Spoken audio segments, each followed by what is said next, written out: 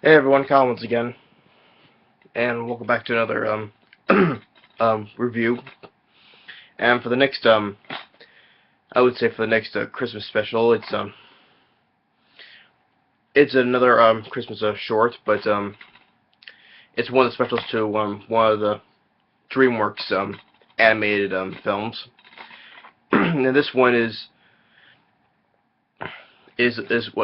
also takes place after the first film, which is now I'm doing the review of Dragons: The Gift of the Night Fury.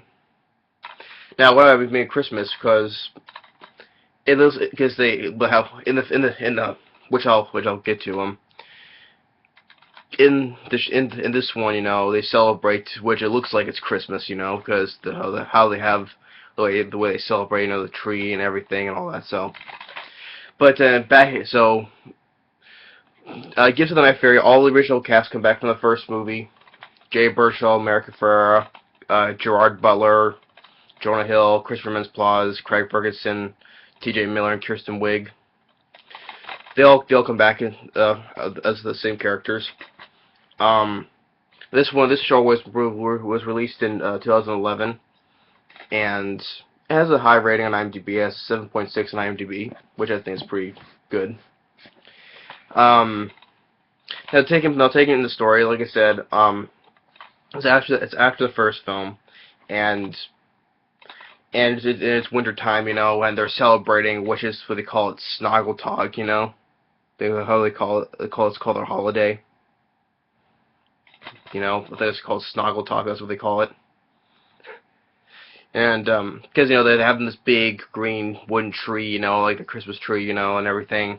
Have like stockings and everything, So what they're all preparing to celebrate, and until like one day that all the dragons in Burke, they all fly away, without unexpectedly, well, except for Toothless, who can't fly, without his with his tail, back tail with the one thing, on his tail, when Hiccup, he goes and invents this thing where he'll be able to have Toothless will be able to fly on his own without Hiccup riding on his back, so he invented this thing so he could fly on his own, And as soon as that as soon as he puts that on him, he goes awesome flies away, leaving him. And they're wondering why have they all left, and everything and all that. And how funny that what funny thing Astrid she's like have like comes up with some ideas that how to for her to help with the Snoggletog tradition, like she creates this like this eggnog though, but it's called yaknog, and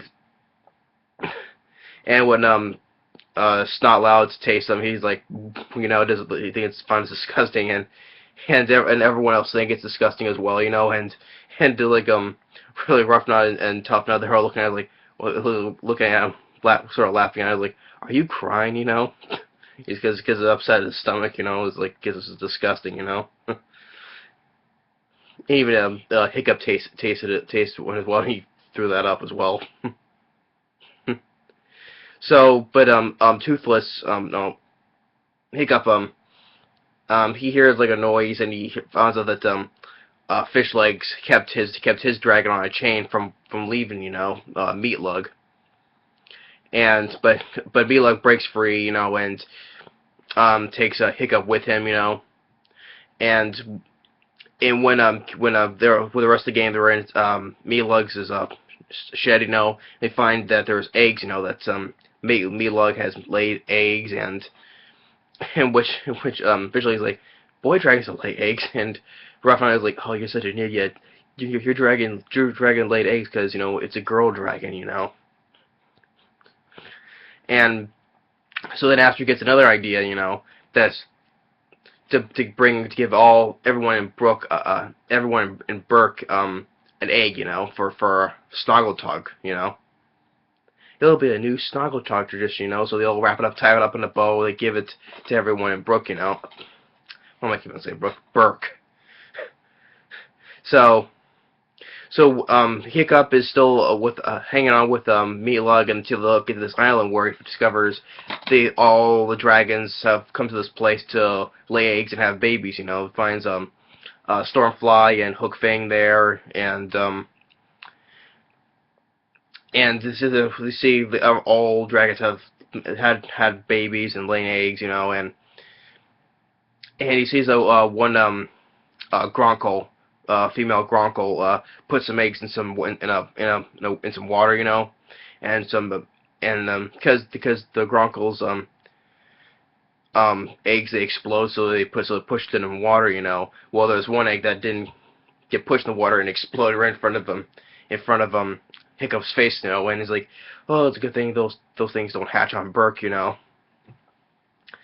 But since Astrid and the others, they gave one to everyone in Burke.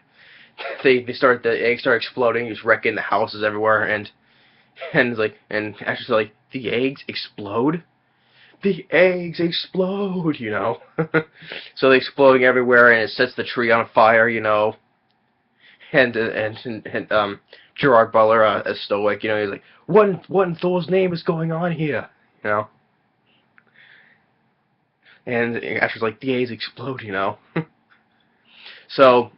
And when the time that the migration on the island is over, all the dragons, they want to fly back, believing though the babies cannot fly again. And plus, there's heavy winds that would just blow it back, you know. So, but Hiccup gets an idea because on his way, you know, he saw like one of those wrecked Vikings ships, you know. So he has all the adult dragons carry the ship with the babies and all the way over to Brook.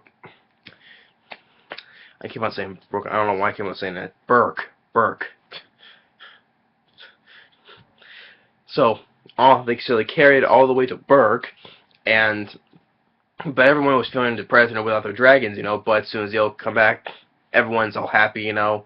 Well, everyone except for Hiccup, because Toothless still hasn't come back yet. So everyone's in the Great Hall celebrating, you know, and Astrid thanks Toothless for doing did what was right, and she kisses him, you know, and he's asking, where did Toothless go? And she says, I don't know. And then she sees Toothless enter, and sort of wanted to surprise him by telling him, he was like, wow, I wouldn't want to be you right now, you know. You've rescued everyone's dragons except yours, you know. And that doesn't make fun. She shoves him and to see Toothless, you know. And the reason why he was gone, because he went to fetch his helmet, because earlier in the beginning he dropped his helmet, you know, in the water, you know, and so Toothless went back to get it. That's the reason why he left. So he puts it on his head, all full of drool and slobber, you know. So the next day, you know, Toothless, you know, he gives Hiccup the saddle, you know, because he wants Hiccup to ride on him, you know. So he goes and destroys that new prosthetic tail that he made. So he doesn't want to be able to fly on his own. He wants Hiccup to ride on him, you know. And and he says that Toothless had I think that's what he's saying. He said, like, it was a great gift, you know, because it was I'm reading over here because I forget the line right here. I said it was freedom, that it was a great gift from Hiccup, you know, because he could be able to fly around without him riding on him all the time. But of course he figures that Toothless is given a very gift. That's the gift of friendship, you know. So he goes and rides on him once again. They all fly off into the sky, you know.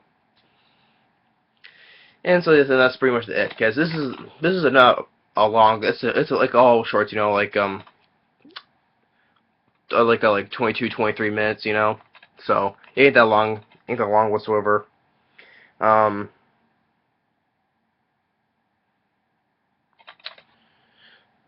But overall, I enjoyed it. I enjoy the Dragons Gift to the Night Fury. Well, all the original cast, they all do once again, they all do a good job, you know. And I thought I thought I liked the idea, you know, like it's like they don't call it Christmas, they just call it Snuggletog, like kind of an odd name for a holiday, you know.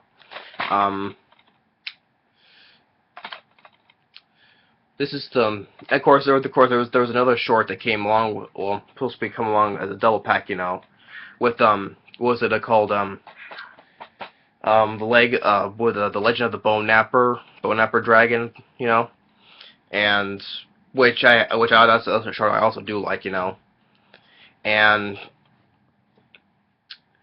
but I really do enjoy this. But I really do enjoy this Christmas if I would call it Christmas short, you know, because but you get the idea. It is kind of like a Christmas short, so. So that's my review for Dragons Get to the Night Fury.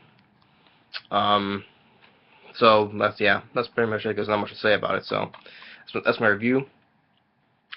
And you still haven't seen it, go and check it out if you haven't seen it, because all the original cast come back, you know, as well. That makes it worth it, you know. And I just like the short itself. So